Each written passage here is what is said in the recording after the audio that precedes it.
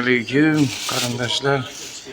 Yana zuvolalarimiz ko'pib chiroyli bo'lib turibdi. Tovuq go'shti, keyin mang'izlar, sedanalar, qora sedana, oq sedana. Xullas tovuq go'shtini maydalab, qovurgandan keyin maydalab oldim. Xullas tomat, haligi ketchupga sedana, qora sedana, keyin oq sedana aralashtirib nonni ustiga. Yana duxovkada nonimiz ham pishyapti. Xullas mana nonlar pishgan nonlarim.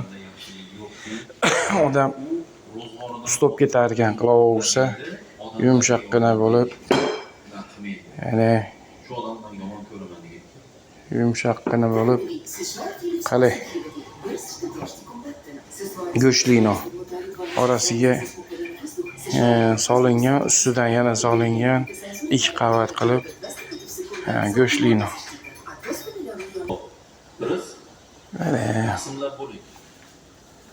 Onani qonida yotganimizda va ruhimiz yaralganda bizni lekin rizqning taqsimlab qo'yilgan agar sabablarni mana yana bitta nonimiz tayyor bo'ldi. Uni zuvalani yayib qo'ydik. Yupqa qilib, hozir orasiga go'sht solib, mana shunaqa shaklga keltirib, duxovkaga tiqamiz. Mana yana nonimiz orqalari bilan pishdi.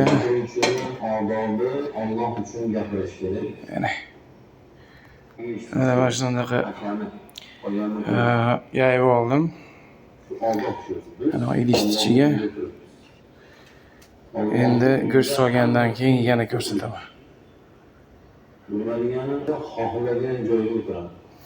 Ana go'sht solamiz. Mana go'shtlarni ham maydalab, tovuq go'shtini maydalab, qovurilgan tovuq go'shtini maydalab, mayiz, yong'oqni mayizi, oshqovoqni urug'i, keyin qora sedana, oq sedana, tuz, ziravorlar qo'shilgan, xullas afzal nomrading. Tuzingmi?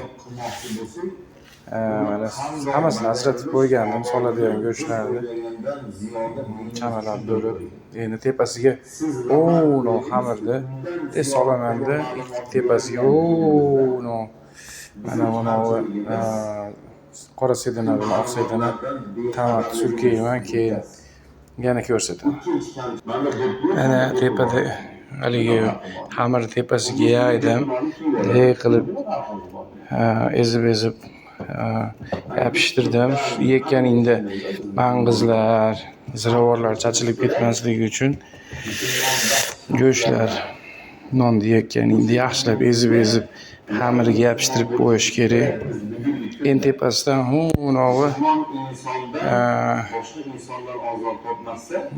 surkab qo'ysak, tomat sous, xullas ketchup, qora sedanalarni yana ko'rsataman. Ana nonimiz tepasiga sedanalarni surkadik. Endi bizga nasihat qiladigan olimlar bo'lmasa, duxovkaga tiqamiz, tayyor bo'ldi. Duxovkaga tiqamiz. Duxovkamiz qizib turibdi. Mana duxovkaga tiqdik nonimizni. Endi tepalari, pastlari yaxshilab qizarguncha kutamiz. Mana shaklga kelguncha yaxshilab duxovkada pishirib turamiz. Qanchadir vaqt ketadi. Tepapasini yoqasi duxovkani tepapasini yoqasida 250 ga qo'yib yaxshilab qizdirib olgandan keyin 200 ga qaytarib qo'yasiz. Shunaqa. Sog'lom bo'linglar. Birla odamlarni eshitib, non pishiryapman. Xullas internet shepimiz VIP mana Wi-Fi'larda qilib bergan internet VIP ko'rmoqchi bo'lgan narsalarni ko'rib. Nonimiz ham tayyor bo'ldi. Mana nonimiz ham tayyor bo'ldi. Xo'sh, buni olamiz. Xo'sh, nonimizni olamiz. Eshikni ochib turib, sovutkani qo'yib qo'yamiz tashqariga. Keyin sovisa duxovkani o'chiraveramiz. Yana 250 da qolib ketibdi, tezroq pishibdi-da shuning uchun. Tepapasi sovibdi mana. Ichkariga olamiz.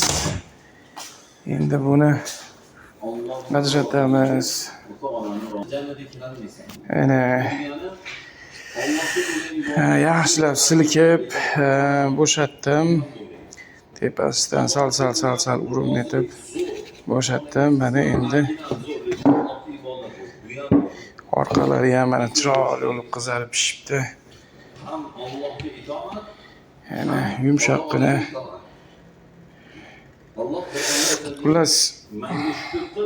Xullas patirday bo'lib pishdi. Bunaqadan 4 ta yasab oldim. Tovuqni to'shidan solganman, sababi mol go'shti, boshqa go'shtlar, cho'chqa go'shtini oldi sotiladi bu yerda. Shuning uchun tovuq go'shtini to'shi ana narsa-yu. Qolganlariga gumonsirayman endi. Ko'nglimga keladi, yegim keladi cho'chqani. Xullas, buni 3-4 kun endi restda yurib kelamiz. Shu ovqat qilishga, ovqat olishga endi mana shu o'ngroqqa o'xshadi. Tayyorlab olamiz 4 ta.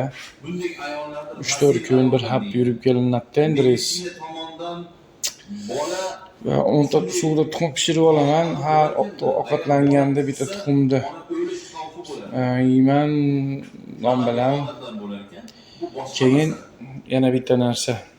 Qizilcha, sabzi, keyin olma, kivi, kichkina zanjabil, keyin limon. Shularni hammasini blenderdan chiqarib, qilib to'g'rab, blenderdan chiqarib, yaklashkaga solganman. Keyin bir qoshiq asal. Yaxshi asal. Shu bir hidi xushbo'y, o'tkirroq,